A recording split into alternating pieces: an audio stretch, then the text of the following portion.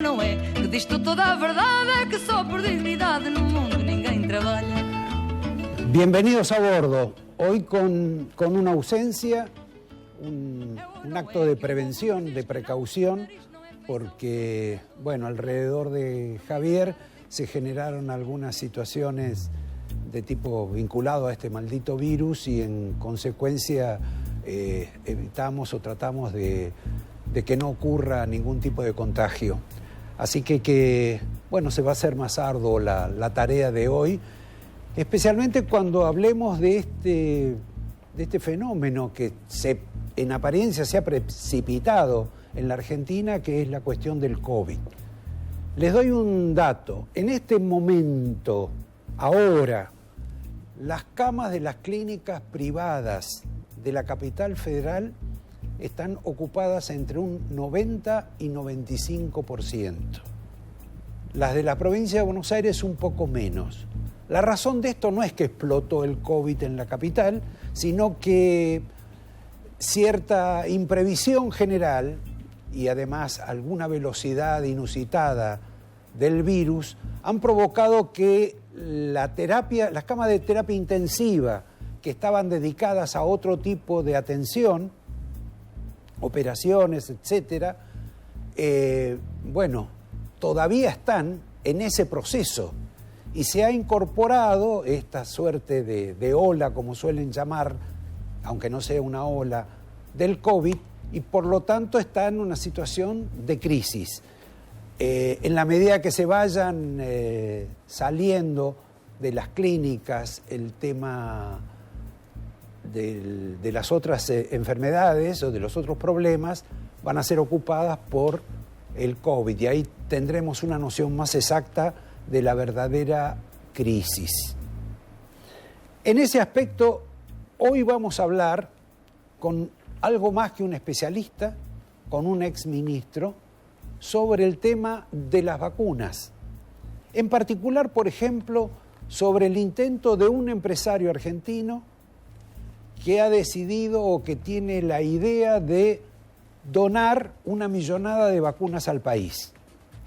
Los trámites o las dificultades que hay, queremos saber si el invitado conoce este trámite, que además el empresario también parece que quiere donarlo en el Uruguay. La otra cuestión que vamos a hablar es sobre la vacuna Janssen. La vacuna Janssen es nada más y nada menos que la vacuna Johnson & Johnson, que se está experimentando en la Argentina desde hace un tiempo y que posiblemente tengamos la fortuna de su novedad en poco tiempo. También le vamos a preguntar a él sobre esa cuestión, porque esa vacuna es, como la de Estados Unidos, monodosis, una sola dosis es necesaria, necesita muchísima menos refrigeración y quizá tenga algún tipo de observación crítica por su eficacia, pero de cualquier modo es una vacuna que está dando resultados y a la cual mucha gente en la Argentina ha ido a dársela a los Estados Unidos. Después con este exministro, vamos a hablar de algo que a mí seriamente se me incorporó en la cabeza, o por lo menos me plantea una gran duda, es ¿qué hubiera pasado si Alberto Fernández no estaba vacunado? Podría haber estado muerto Alberto Fernández. Del mismo modo, en una situación semejante está una jueza de la Nación, la doctora María Servini. Esto es, por estar parcialmente vacunado una y totalmente vacunado el otro, el impacto del virus sobre ellos ha sido mucho más amortiguado. Podía haber sido mucho más grave.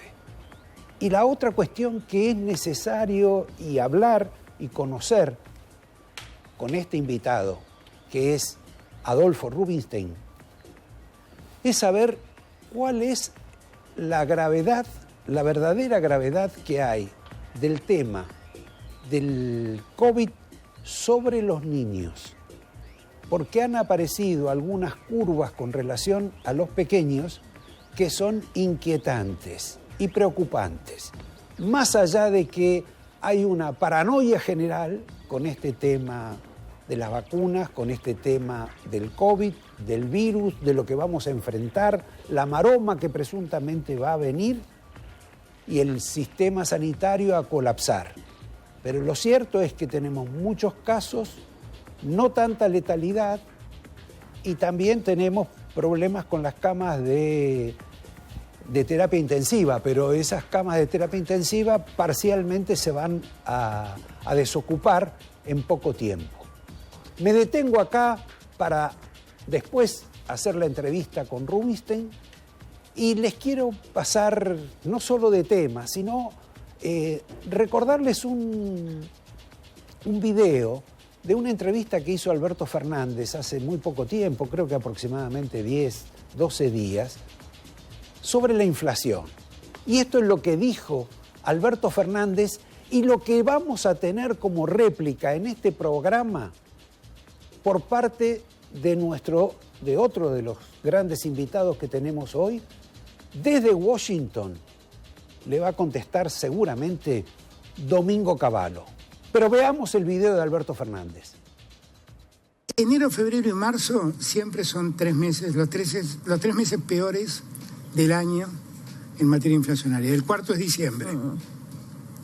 Con lo cual nosotros esperábamos que íbamos a tener una inflación de arranque fuerte por una cuestión de inercia, básicamente. Lo que nosotros esperamos es que a partir de abril empiece a haber una inflación más baja y esperamos que todos entiendan que debemos contenerla entre todos la inflación, porque no es una sola causa. El problema no es el déficit fiscal. Bueno, al margen de estas teorías que tiene Alberto Fernández, que como profesor de Derecho debería marginarlas, sobre todo cuando uno tiene que hablar sobre lo que sabe y no sobre lo que no sabe, para eso estamos los periodistas, quiero contarles que Cavallo, en la entrevista que tuvimos, no está exaltado, no está airado, no está molesto, está profundamente calmado, recuperado inclusive de sus problemas de salud, y esencialmente habla sobre el tema de la inflación. Inflación que ha volteado gobiernos en la Argentina, o por lo menos los ha puesto de costado.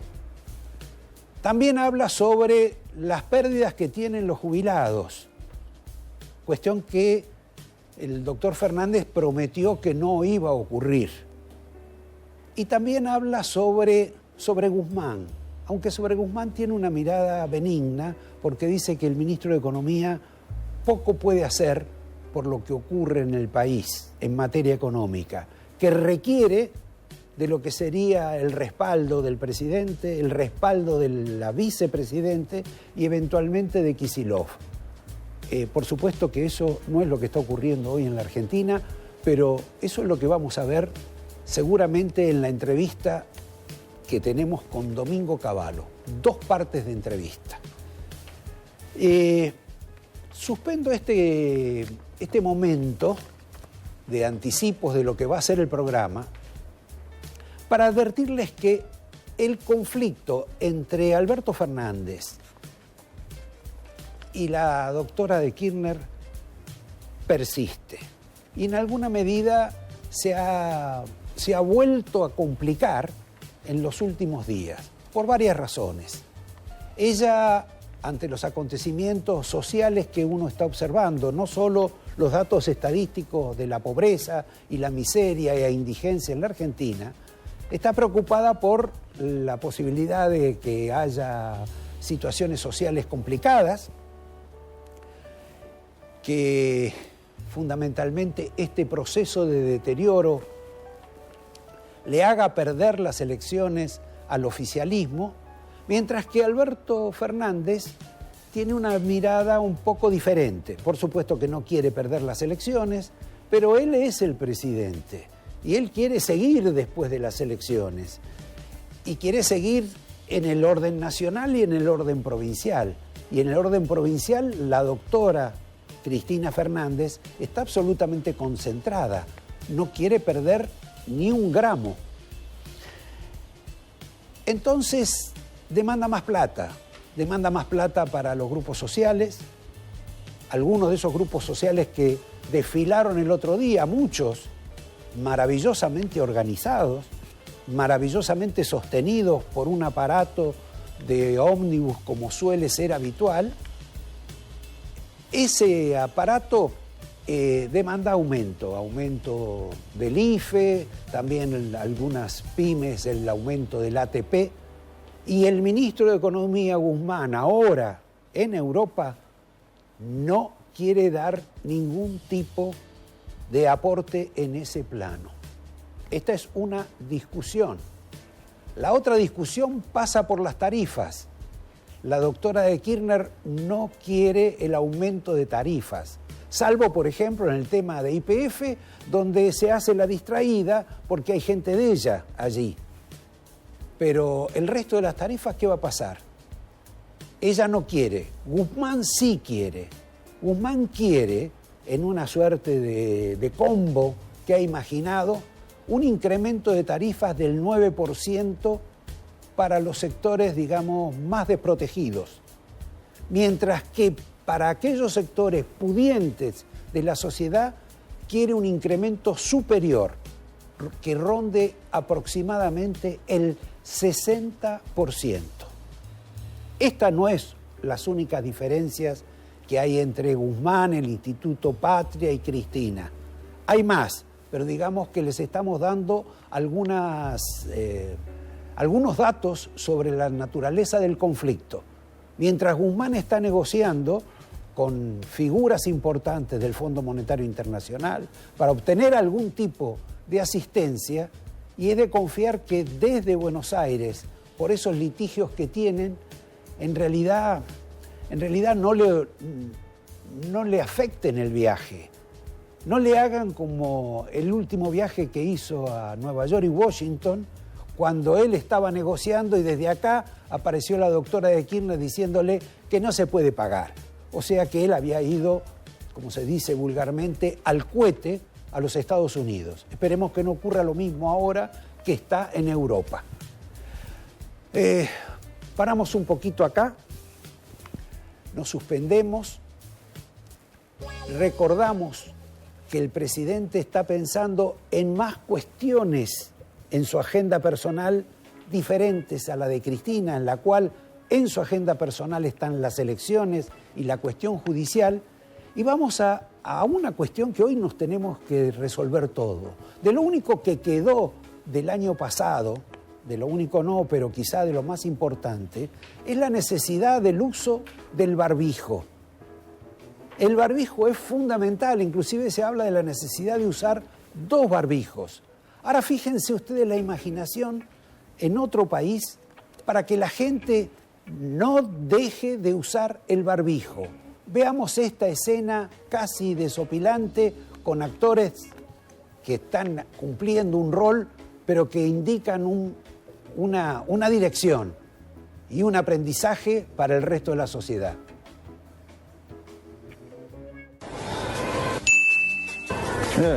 Маска где? А у вас где маска? Как раз в аптеку иду. Сейчас куплю. Скорей. Так, стой. Чего? Маска где? Маску одень.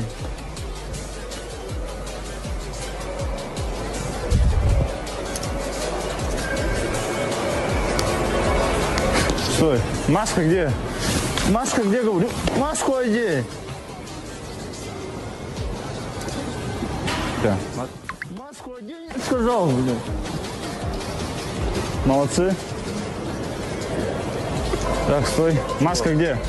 Маска где? Маску одень.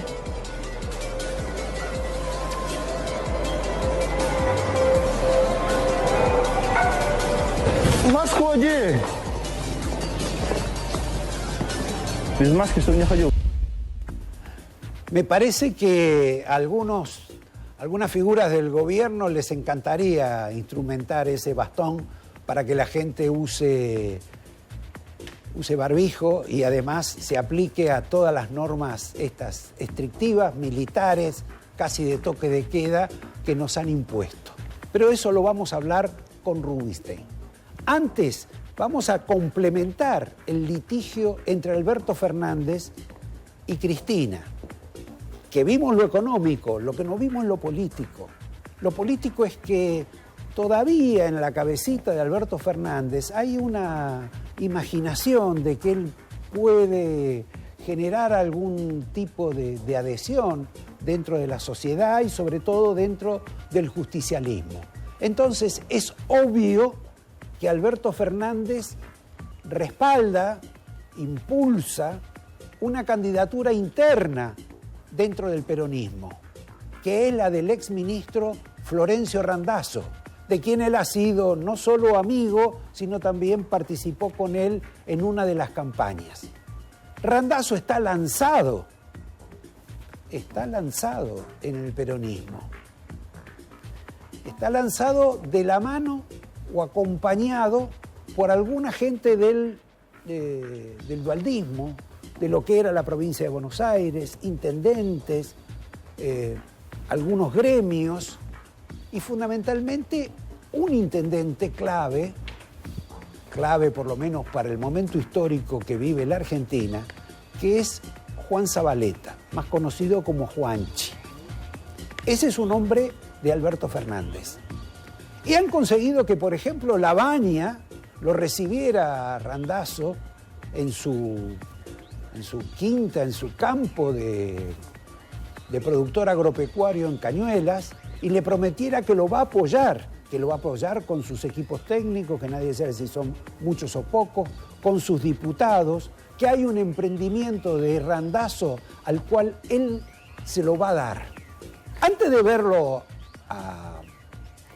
al compañero Labaña, Randazzo pasó por Olivos y charló con el presidente Fernández. Como se imaginarán ustedes, Randazzo no va a ir a visitar a la doctora de Kirchner, ni por asomo. Y la doctora de Kirchner, ni por asomo, lo va a recibir a Randazzo. Por el contrario, ya han establecido un cordón sanitario para que a 10 cuadras del Instituto Patria no pueda circular Randazzo. Esto es importantísimo, porque la candidatura de Randazzo en el peronismo, ese movimiento interno, en particular en la provincia de Buenos Aires, apunta a una sola persona, o a dos, a Máximo Kirchner y a Cristina Fernández de Kirchner, a dividirles eso que todavía no consiguieron obtener, pero que seguramente, si la justicia lo permite, habrán de hacerlo, que es quedarse con el partido peronista. Nadie sabe para qué se quieren quedar con el peronismo si ellos no son exactamente peronistas. Pero suspendo acá y ya tenemos dos de las impresiones que esta semana vienen en conflicto entre Alberto Fernández y Cristina, sumadas a todas las anteriores. Este tipo de situación, por ejemplo, a algunos ministros los tiene hartos. Por ejemplo, a Gustavo Vélez. Gustavo Vélez, como ustedes se acordarán, se postuló como candidato a presidir el BID. Fracasó, era un disparate, pero bueno, fue una aventura. Ahora quiere presidir la CAF, que es la Corporación Andina, que existe, que da créditos, etcétera. Vélez se supone que es especialista en ese tema, pero lo que revela es que para Gustavo Vélez, la Argentina y el gobierno argentino es apenas un escalón en su vida política. Quiere utilizar su paso por el gobierno para saltar a un instituto internacional, regional o como fuese, donde le paguen en dólares y esté mucho más tranquilo y menos, respirando un ambiente mucho mejor del que respira en la Casa Rosada. Me queda así otro tema en particular, que es una disputa pública que ni Alberto Fernández ni Cristina de Kirchner pueden resolver. La disputa entre el doctor Berni en la provincia de Buenos Aires, encargado de seguridad, y la ministra de Seguridad Nacional, la señora Frederick. Ambos siguen agraviándose. Ambos no pueden convivir en la misma vereda. Pero ni Cristina, ni Alberto, ni Kicillof pueden ponerle solución a esta cuestión. Por una sencilla razón, porque va su prestigio en ellos. Aún así, les digo que una dama, que es la número 2 de la señora Frederick, es una gran candidata a suceder a la señora Frederick. Paramos acá y vamos a oxigenarnos con un tema que a ver si nos puede servir y nos saque del agobio de la inflación que está padeciendo la Argentina. Inflación que el doctor Alberto Fernández dijo que este mes no vamos a tener, pero que parece que vamos a tener. Pero bueno, en ese plano la palabra del doctor Fernández ha sido un poco manoseada en los últimos tiempos, sobre todo por él mismo. Pero empecemos ya la primera parte de este reportaje a Domingo Felipe Cavallo desde Washington. Desde Washington, Domingo Cavallo, ex ministro de Economía argentino. ¿Qué se ve con relación al ministro Guzmán? ¿Qué es lo que no hizo para vos que debía haber hecho? Bueno, la posición que él tiene es muy compleja, porque el marco general de decisiones políticas, tanto en materia institucional como en materia económica, lo limita muchísimo, ¿no? Sí. Por ejemplo, la definición en materia de política exterior de Alberto Fernández y el pronunciamiento respecto del Mercosur y en general del comercio internacional hace que el espacio para hacer buenas políticas del ministro de Economía es muy limitado.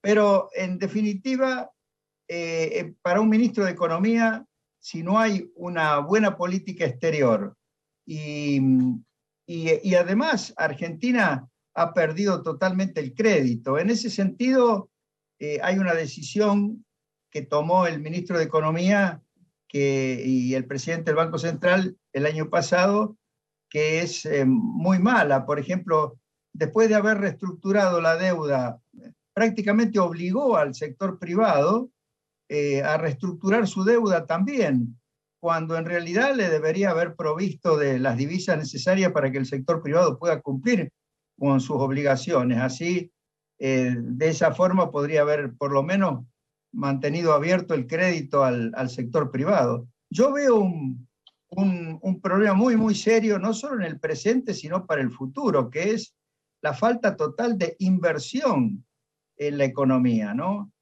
Además de todo el problema de la estanflación, de la inestabilidad macroeconómica, pero el tema es que un país no puede progresar si no tiene inversión. Y por supuesto, sin inversión no va a haber creación de empleo, ¿no? El pronóstico en este sentido, mientras sigan las políticas de fondo, que no son las de Guzmán, sino las de Alberto Fernández y la de la vicepresidenta Cristina, yo creo que es muy, muy difícil que Argentina retome una senda de crecimiento y pueda lograr crear empleos de una manera sostenible, ¿no? Vos planteás en uno de tus últimos informes el peligro de la estanflación en la Argentina, o la continuidad de cierta estanflación en la Argentina, cuando en la Argentina muchos profesionales de la economía están viendo una actividad más creciente, una suerte de rebote, que no condice con lo que sería, digamos, una pérdida de actividad, como anunciás vos. Bueno, la estanflación es estancamiento en un sentido de mediano y largo plazo. Nosotros venimos de estar en estanflación desde el año 2011, 2012, y vamos a seguir en estanflación. Por eso yo hablo de estanflación secular. Obviamente, cuando hay una gran caída, como la que hubo el año pasado, necesariamente después hay un cierto rebote, pero eso no es crecimiento económico, eso es apenas, digamos, una recuperación de una recesión muy, muy grande. Pero para que haya crecimiento, tiene que haber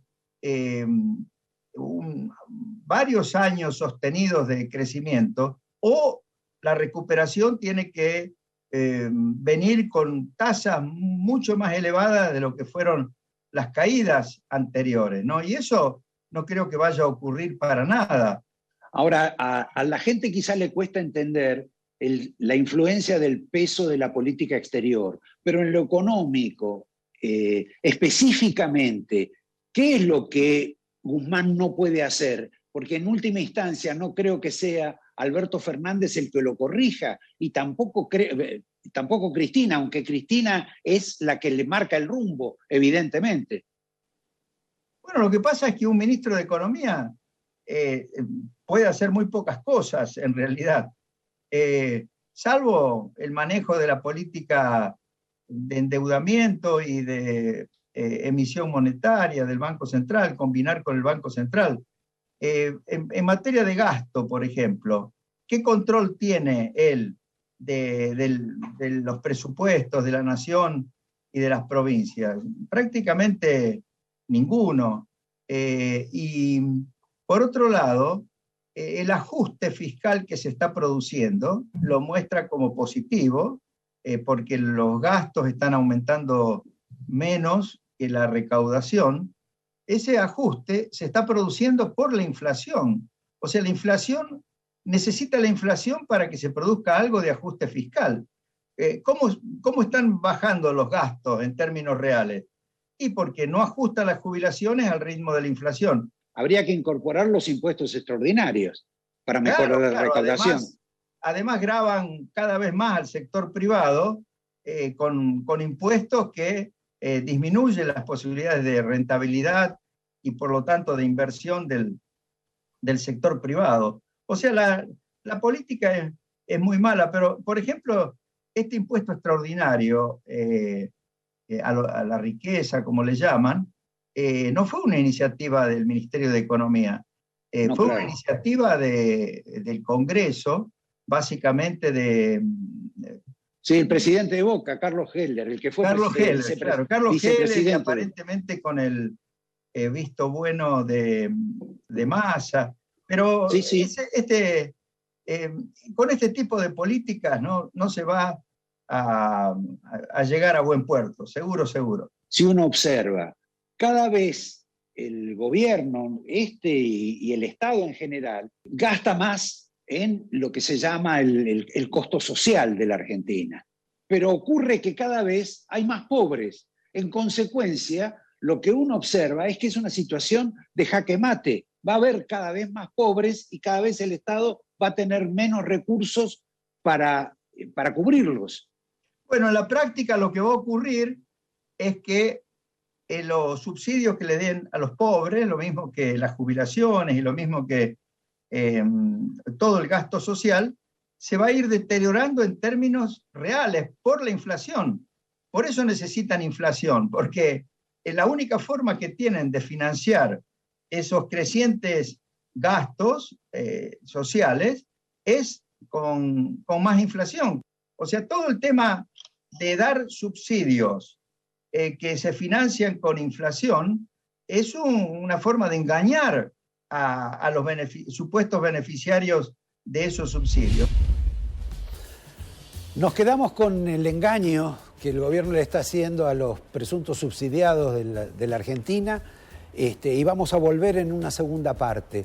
Pero vamos a hacer una interrupción breve para recordar que reaparece en la Argentina la Greta Garbo de la política, la señora que había estado desaparecida durante 2 años, María Eugenia Vidal, que vuelve con un libro y con algunas pretensiones.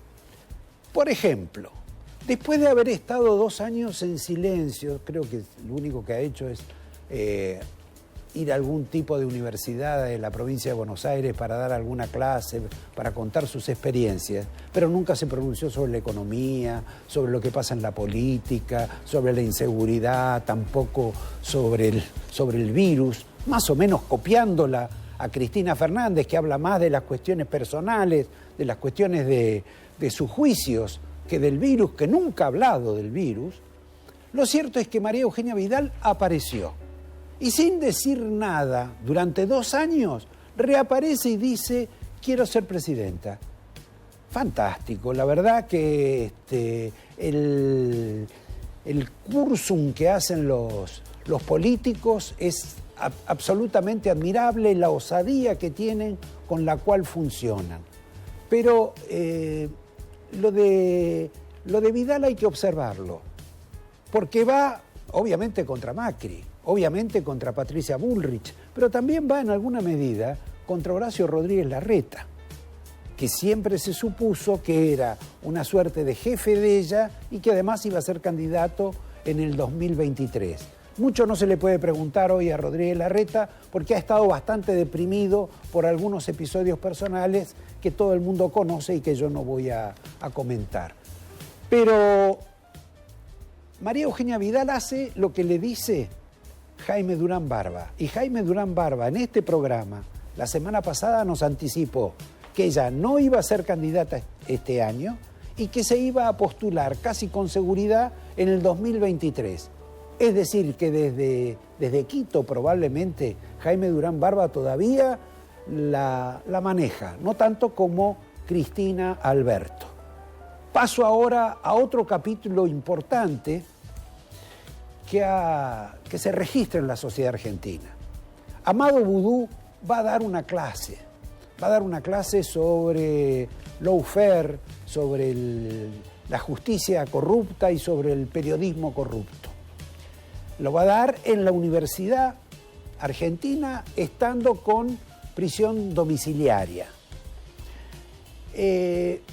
Sobre eso se ha hablado mucho, pero yo quiero consignar 2 o 3 datos de los cuales no se habló y vamos a dar además algún testimonio sobre la vergüenza en la cual está envuelto todo este proceso del gobierno. ¿Por qué razón? No porque me moleste que Boudou dé clases, porque Boudou ha sabido dar clases a favor del liberalismo, a favor del consenso de Washington, a favor de la apertura hacia los Estados Unidos y la libertad económica en tiempos que daba clases en el SEMA. Después cambió casi repentinamente y da clases sobre el latinoamericanismo, la independencia económica de la región, de los sudamericanos, sobre la revolución, vamos del brazo con Delía, vamos del brazo con los grupos sociales, en fin, la película que ya todos vimos, un proceso que no es de lo más normal, porque la gente cuando va envejeciendo se hace un poco más conservadora. En el caso de esto es una precocidad que tiene el compañero Boudou. Pero lo más importante es que Boudou va a denunciar el lawfare, la justicia corrupta y el periodismo corrupto. ¿Qué denunció siendo vicepresidente de la Nación el señor Boudou? Vea, director, de ponerme ese video que es un acto histórico, avalado en su momento por la presidenta de la Nación, la señora Cristina de Kirchner. Cuando yo era director ejecutivo de ANSES, me vinieron a ver de un estudio de abogados al ANSES. El estudio García, Labat, Musso y Righi. A mi despacho de director ejecutivo, para decirme que yo era nuevito, que no entendía cómo funcionaba esto, que yo tenía que tener buenos lazos con Comodoro Pi. Es una telenovela mediática de la mafia de Mañeto y de la agencia de noticias de Rafecas para intentar atacar el voto popular en la República Argentina. En este video que ustedes han visto, el señor Boudou atacaba al doctor Righi, a la esposa del doctor Righi, al hijo del doctor Righi y también a la ex esposa del actual intendente de Mar del Plata y hombre del PRO, que se llama Montenegro. ¿De qué hablaba él? De lawfare que le estaban haciendo a él los propios kirchneristas. Es maravillosa esta historia. Él lo denunció, no solo lo denunció, sino que Cristina lo avaló y tuvo que irse el doctor Righi, del mismo modo que se quedó, pero manchado, el juez Rafecas, el mismo que ahora Alberto Fernández propone como procurador de la Nación. Ahora bien, esto que denunció en su momento vudú y que seguramente va a modificar ahora en sus charlas en la Universidad Argentina, tuvieron su correlato posterior, cuando Alberto Fernández recordó las bondades del doctor Righi, que era su maestro y su guía, y que según parece también visitaba a los jueces y a los miembros de la Corte Suprema para conseguir, no sé, fallos. Esto es lo que en alguna medida dijo Vudú. Miren lo que hace, la defensa que hace Alberto Fernández de Righi posteriormente. Es difícil hablar del bebé. Yo nunca lo llamé el bebé, miren ustedes. Irónicamente, siempre lo traté de usted y siempre lo llamé Esteban, y él se quejaba de esto que él decía, ponés una distancia innecesaria. Pero Esteban no sabe lo que fue para mí.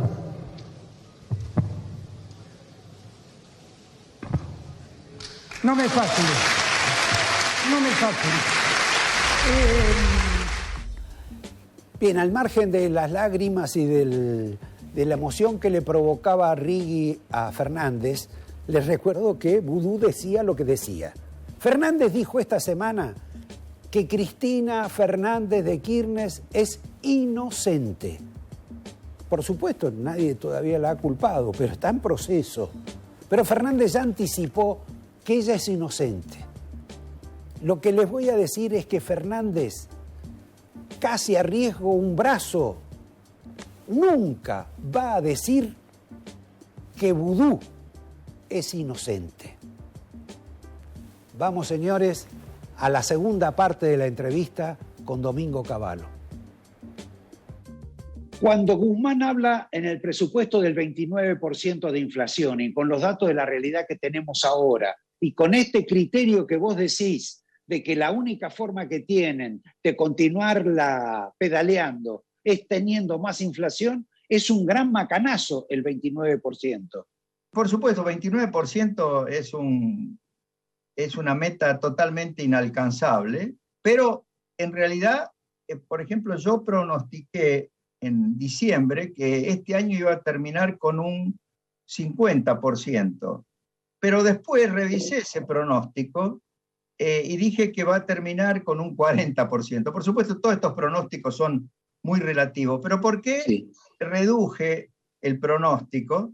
Porque bueno, ahora lo que está haciendo Guzmán es algo que era previsible que hiciera, y es que va a manejar el tipo de cambio oficial, aprovechando que lo puede manejar el gobierno, porque tiene el cepo, de tal forma de que el ritmo de devaluación va a ser bastante inferior a la inflación anterior. Cuando vos hablás del tema del control cambiario, de que el dólar va a crecer menos que lo que va a crecer la inflación, etcétera, que es obvio que es una política manifiesta en la administración desde hace un tiempo, hay una consecuencia lógica. La consecuencia es, en este caso, a la Argentina, al Estado, le cuesta carísima esta política financiera. El incremento del déficit cuasi fiscal es extraordinario. Ese déficit hoy es monumental. No sé hasta cuándo lo pueden llevar. ¿Cuál es la resistencia frente a ese tema por el cual no digo que se cayeron gobiernos, pero sí entraron en crisis fenomenales, los militares, el gobierno inclusive de Macri, etcétera? Volvemos con ese rulo financiero que hay hoy a los viejos problemas de antes. Sí.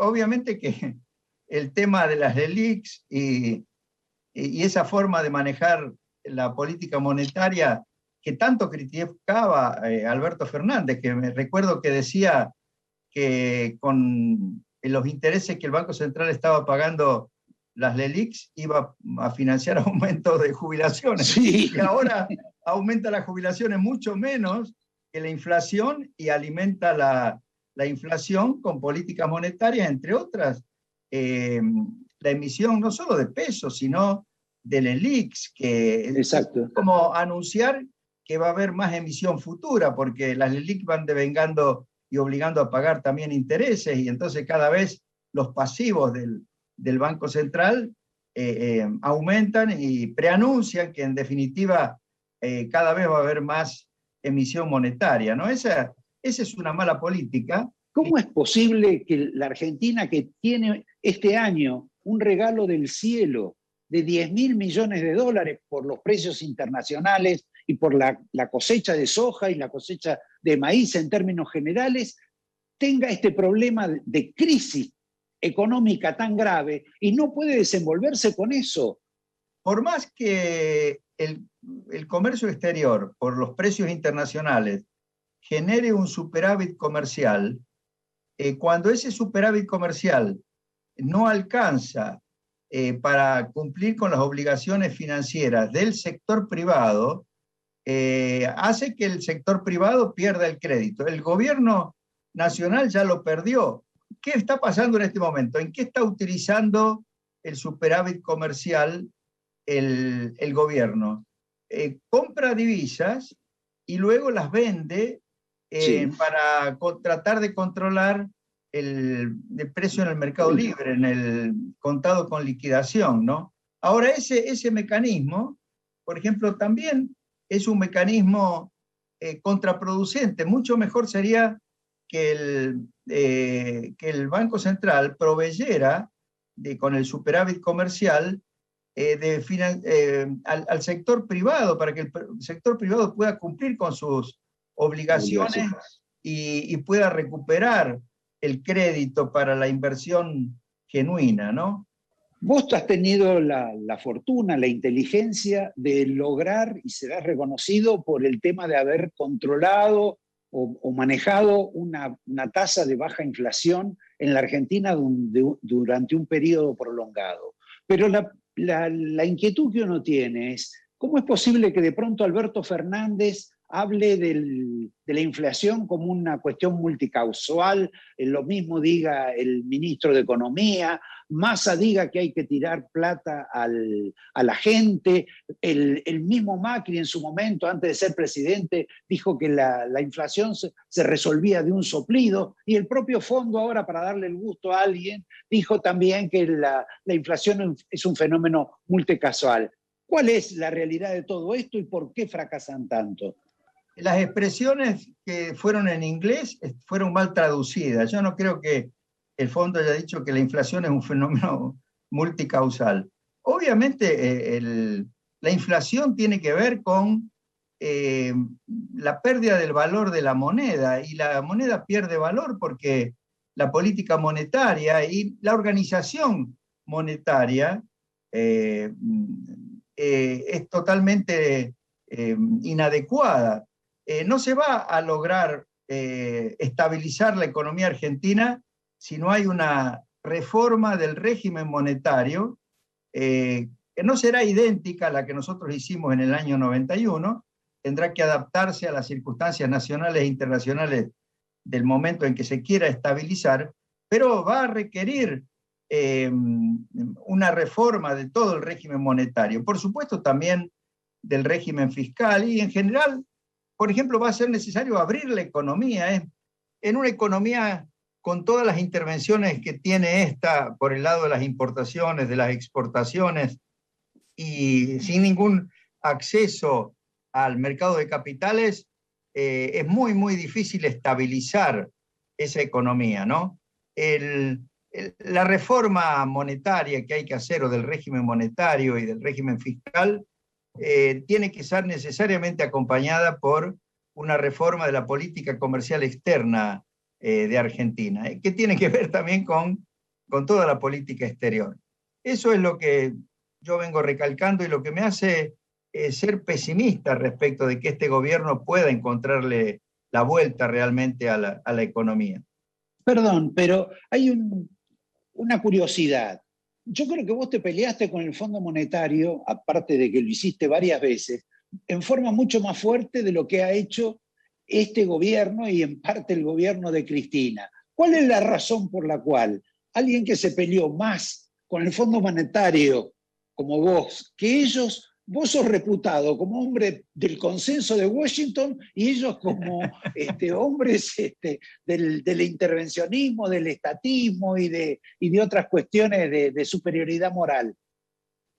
Bueno, eso refleja básicamente el complejo que tiene mucha dirigencia argentina y mucha gente en la Argentina de creer que los de afuera, los del fondo, saben mucho más sobre la problemática nuestra que nuestros propios economistas, ¿no? Yo pude enfrentar al fondo y yo los convencí de cosas que teníamos que hacer y a las que ellos se oponían, precisamente por, digamos, el conocimiento que yo tenía de la realidad económica argentina y la forma consistente como planteaba las soluciones, ¿no? Sí. Recuerdo, por ejemplo, que cuando lanzamos la convertibilidad, el fondo que había estado trabajando con Argentina el año anterior, decidió no apoyar y se fueron los técnicos del fondo, fundamentalmente porque yo había decidido eliminar las retenciones a las exportaciones, que en ese momento aportaban 1/3 de la recaudación total. Pero ellos después de 1 trimestre, 2 trimestres, volvieron y vieron los resultados muy buenos de las políticas que habíamos comenzado a aplicar y ahí comenzaron a dar apoyo, ¿no? ¿Quién se beneficia con la postergación de las elecciones en la Argentina? ¿El oficialismo o la oposición? ¿La economía a quién va a favorecer a medida que transcurre el tiempo? Yo creo que eso nadie lo sabe. Pensar que postergar 1 mes o 2 meses las elecciones va a beneficiar al gobierno, a mí me parece algo que no tiene bases de sustento, pero a mí me parece que toda esta movida, se habla de postergación, no sería raro que trate de terminar en una eliminación de las PASOs o una unión de las PASOs con la general para hacer una especie de ley de lemas.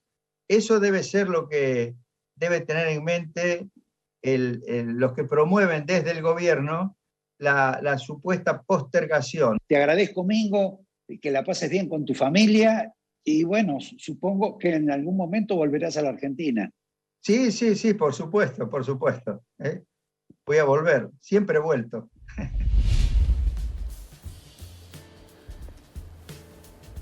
Tenemos ahora que dar una información, una noticia lamentable, que es la muerte de Mauro Viale, el periodista, veterano periodista, compañero en muchas ocasiones, un hombre que ha tenido un gran recorrido en otros canales, pero que ha sido reconocido por todos. Desde acá queremos transmitir nuestro pesar por la muerte de Mauro, que además era vecino, y también transmitirle las condolencias a la familia. Ahora, el tema de salud nos vuelve otra vez al sistema y estamos en comunicación con el doctor Adolfo Rubinstein. Promesa que teníamos al inicio del programa y que empiezo, doctor, con una pregunta breve y sencilla. ¿Qué hubiera pasado en la Argentina, o si no en la Argentina, la posibilidad de que Alberto Fernández esté vivo porque fue vacunado en su momento con las 2 dosis? Porque si no estaríamos contando otra historia en la Argentina, del mismo modo que le ha pasado a la doctora María Servini, que a pesar de estar vacunada, también ha vuelto a contraer el COVID. ¿Qué tal? Buenas noches, ¿cómo está? ¿Cómo estás? Sí, efectivamente, digamos, claramente lo que se ha visto de las vacunas, yo diría todas las vacunas que hoy están en el mercado, es que protegen, yo diría, casi en el 100% de los casos, por lo menos eso es lo que se está viendo hasta ahora, de las complicaciones, por supuesto, de desenlace fatal, pero no protegen, por lo menos no en esa proporción, del contagio. Es decir, que el contagio es posible, pero en general son contagios de formas mucho más leves. Esto es probablemente lo que ha ocurrido con el presidente o con otras personas, porque el presidente además había ya completado no solo el esquema completo, sino que habían pasado más de 2 semanas desde la segunda dosis, así que en principio estaba, digamos, con inmunidad completa conferida por la vacuna. Pero bueno, protege contra las complicaciones, pero no necesariamente protege contra los contagios. Vos pertenecés a una agrupación política opositora al gobierno, por lo menos algunas figuras son más opositoras que otras, y en el caso, por ejemplo, de Patricia Bullrich, salió a decir que vamos a resistir esta política de encierro que está planteando el gobierno. Y simultáneamente Miguel Pichetto, que también es un adherente, un cercano a la formación política en la que vos estás, dijo que esta especie de cuarentena que está imponiendo fundamentalmente la provincia de Buenos Aires no solo tiene un propósito sanitario, sino que también es para tratar de frenar la inflación. ¿Vos como médico lo ves del mismo modo? No, yo lo que veo es que obviamente hay restricciones. Me parece que en este momento, digamos, algunas de estas restricciones son adecuadas. Lo que no me parece adecuado es que se ponga el foco, el único foco en las restricciones. Yo creo que fundamentalmente la estrategia tiene que ser acelerar muchísimo la campaña de vacunación, que está muy rezagada y tenemos serias dificultades en la adquisición de vacunas y en la implementación efectiva de la campaña, poner foco en la ampliación de testeos, de rastreo de contactos, de aislamiento de los focos y en la concientización de la población, particularmente de los segmentos más jóvenes, que es lo que no se está haciendo con creatividad y con eficacia. Me parece que el foco no hay que ponerlo en las restricciones, y creo también que por lo menos el comunicado de Juntos por el Cambio fue muy claro al respecto. Lo que dijo y lo que dice ese comunicado es que no hay que basarse solamente en las restricciones como única estrategia para mitigar la epidemia, porque ya vimos cuál fue el resultado del año pasado con esa cuarentena infinita que destruyó la economía, produjo un colapso social y con pésimos resultados sanitarios. Así que claramente, digamos, las restricciones pueden ser una solución transitoria y limitada siempre y cuando se administren de manera muy calibrada, que es lo que pidió Juntos por el Cambio. Por el otro lado, creo que hay que ser muy cuidadoso con esto, justamente para evitar, digamos, que haya esa resistencia social que hoy existe, porque el margen para poder imponer más restricciones es muy pequeño en este momento. Y lo que pasó el año pasado da viva cuenta de eso. El año pasado tuvimos un quiebre de la cuarentena en el peor momento de la primera ola porque la sociedad, fuera por necesidad económica o por hartazgo social, no resistió más. Ahora, ¿por qué razón el gobierno, que no tuvo una buena experiencia el año pasado, y esto es público, insiste en las mismas medidas? Es como volverse a tropezar con la misma piedra. Sí, claro, ese es el tema, no, es así, es efectivamente así. Lo que no quiere decir es que no haya que implementar algún tipo de restricción a la circulación, porque bueno, claramente hemos entrado en la segunda ola, que la cosa viene bastante difícil, complicada, todavía no podemos saber cuál es la pendiente de la curva, pero claramente ha habido un aumento muy importante de casos, se ha disparado, digamos, el número de casos, y hay que tomar algunas medidas. Como no tenemos vacunas suficientes, el plan de vacunación va muy lento, no se está testeando lo que hay que testear, no hay una campaña comunicacional efectiva. Lo que está ocurriendo es que el único recurso, igual que el año pasado, que está implementando el gobierno es la restricción. Por supuesto que no da para una cuarentena como la del año pasado, porque la sociedad no lo resistiría. Ese es el problema. Ahora, Juntos por el Cambio reclaman más testeos. La verdad que no sé por qué no pusieron el grito en el cielo por el tema de los testeos, porque una cosa es no conseguir las vacunas, pero tampoco hacer testeos, que es bastante más sencillo, pero tampoco se han quejado o han objetado por carecer de un diseño sobre los testeos.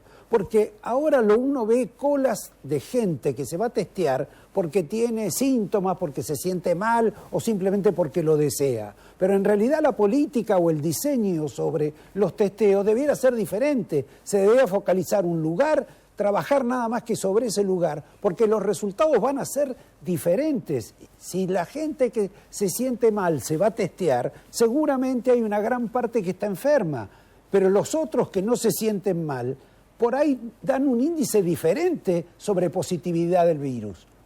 Ese es el tema, digamos, cuanto mayor es la ampliación, cuanto mayor es el número de testeos, menor es la brecha entre el número de casos que se detectan y el número de infectados real. Ese es el punto. Ahora, no es así lo que dice Roberto. Mi partido, que es la Unión Cívica Radical, y la Fundación ALEN, que es el que reúne los equipos técnicos del radicalismo, hemos venido haciendo propuestas concretas al gobierno sobre cómo debía salirse de la cuarentena cuando estamos hablando en mayo, teníamos 100 casos y no 20.000, cómo teníamos que ampliar los dispositivos comunitarios para poder realizar una mayor cantidad de test que habían sido totalmente soslayados y subestimados al principio de la pandemia. Hicimos 4 documentos por lo menos, todos se los acercamos al gobierno.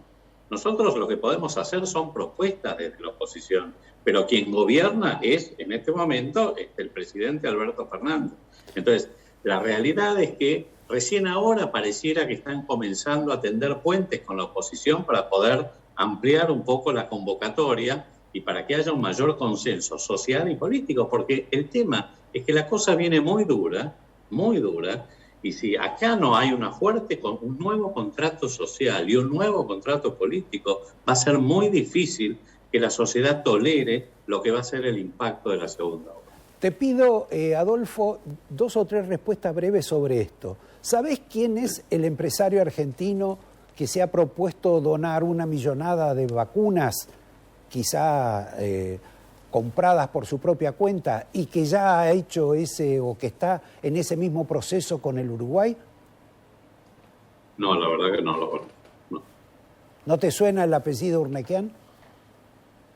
No sé, no quisiera, no lo he escuchado de fuentes así que diría inobjetables. Perfecto, yo tampoco, por eso te preguntaba. La otra pregunta, hay una experimentación en este momento con la vacuna Janssen, que creo que es la vacuna de Johnson & Johnson, bastante avanzada en la Argentina. ¿Cuándo crees que esa vacuna va a ser puesta en circulación, si es que será puesta en circulación, o puede pasar un fenómeno como el de la Pfizer? No, la de Janssen ya de hecho se está administrando en muchos países del mundo, la vacuna de Janssen. Acá también el estudio, el ensayo clínico también involucró población argentina. No sé en qué estado están las negociaciones del gobierno con Janssen para incluir esa vacuna también como diferentes opciones de las que se están trabajando en nuestro país. Pero ya la vacuna de Janssen está disponible en el mercado. De hecho, en Estados Unidos se está administrando. Perdón, como última pregunta, aunque me quedan muchas. En la Argentina, el fenómeno, la paranoia que hubo el año pasado sobre el tema del colapso sanitario, sobre el crecimiento del virus, la multiplicación, después, afortunadamente fue grave, pero no tuvo el espiral que se mencionó en su momento. Y sobre todo no lo tuvo en lugares mucho más vulnerables, como pueden ser las villas, los barrios de emergencia, la pobreza, la gran pobreza que hay en la Argentina. ¿Qué es lo que ocurre por el cual ahora este virus parece atacar nada más que en alguna medida, no digo en barrios residenciales, pero sí en barrios de mejor situación económica, que en los lugares pobres? ¿O hay que prepararse para una situación absolutamente crítica en el futuro y hacerle caso a los curas villeros que dicen que esto va a ser apoteósico para la desgracia, o para otros tipos de dirigentes sociales que están reclamando dinero para cubrir el problema que puede ser la expansión del virus en esos territorios? No, yo creo que no hay que escuchar demasiado estos pronósticos apocalípticos. De todas maneras, la situación es seria. Y el coronavirus digamos, no diferencia y no discrimina ni clases sociales, ni segmentos de población especial, excepto que en este momento lo que estamos viendo es que las infecciones se están produciendo en población más joven que la primera ola, pero la letalidad, las complicaciones se siguen dando en los mayores de 70 años mayoritariamente. Así que esta es la realidad. Por supuesto que en este momento ya hay bastante tensión en los servicios de salud, tanto públicos como privados, los servicios, sobre todo las clínicas, sanatorios, hospitales privados en el área metropolitana de Buenos Aires ya han comenzado a reprogramar los procedimientos selectivos, los que no son urgentes, justamente las cirugías no programadas, justamente para dar espacio a los pacientes con COVID. Bueno, pero todavía no podemos decir a ciencia cierta cuál va a ser el impacto que va a tener sobre los servicios de salud, pero hasta ahora han demostrado que son bastante robustos, lo que se llama bastante resilientes también. Es decir, que se van adaptando al incremento de la demanda, pero acá el cuello de botella que tenemos con los servicios de salud no es lo que uno piensa, digamos, tradicionalmente, que es la cama de terapia intensiva o el respirador, sino el recurso humano. El personal sanitario está muy desgastado, muy agotado desde más de un año de estar en la frente de batalla, y la cosa, digamos, está muy difícil, sobre todo porque está muy, muy agotado. Bueno, en ese plano hay una obvia crítica al gobierno que no ha previsto, a pesar de saber y de anunciar hace bastante tiempo varios hombres de gobierno que podíamos tener hasta 20.000 casos por día, no haber tomado las previsiones del caso, inclusive también que las tomaran las propias clínicas, porque las clínicas no quieren tener enfermos de COVID que les insumen 4 comidas y 2 tafiroles, en términos generales digo, y prefieren sí tener pacientes con otro tipo de riesgo y además con otro tipo de facturación. Pero es lamentable que el gobierno no lo haya previsto, ni para el sector público, ni haya inducido esto al sector privado. Digamos, la realidad es que el sector privado, sobre todo prestacional, que son las clínicas y sanatorios, está en una situación, digamos, bastante difícil, no de ahora, sino desde hace ya muchísimos años. Y obviamente lo ha agravado la epidemia de COVID, sobre todo porque, digamos, ha reorientado todos los servicios hacia la atención de estos pacientes y ha habido una baja brutal de las prestaciones, cosa que recién ahora se comenzó en los últimos meses a recuperar, y obviamente en este momento con la nueva ola de la epidemia, claramente tienen que volver a reprogramar los servicios. Entonces ahí sí hay un aspecto que hay que tener en cuenta, que es el aspecto de los incentivos, tanto al personal de salud como también a los prestadores. Y esto hay que considerarlo para poder, digamos, yo diría, enfrentar mejor y de manera más eficiente esta epidemia. Bueno, esperemos que se cumpla. Adolfo, te agradezco la intervención y la participación en el programa.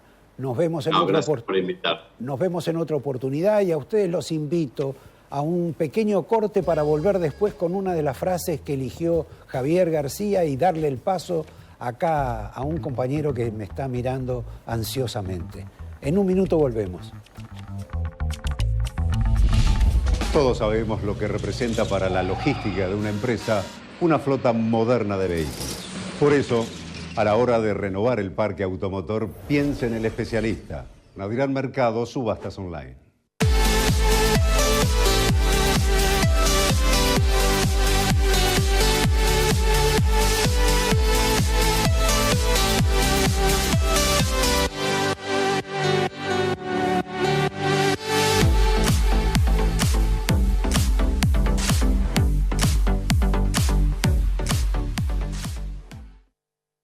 Así que ya sabes.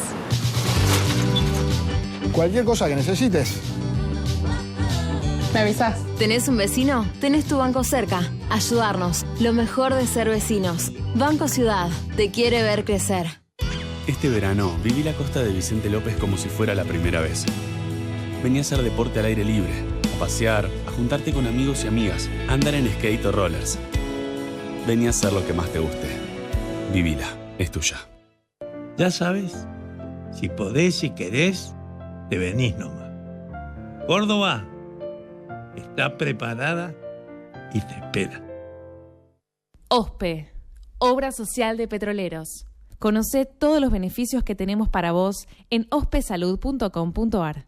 Grupo Petersen, desde 1920, construyendo el país. IRSA Propiedades Comerciales, construyendo el futuro. Sumate a nuestra comunidad de cuentas DNI para tener promociones todos los días. Banco Provincia, el banco de las y los bonaerenses.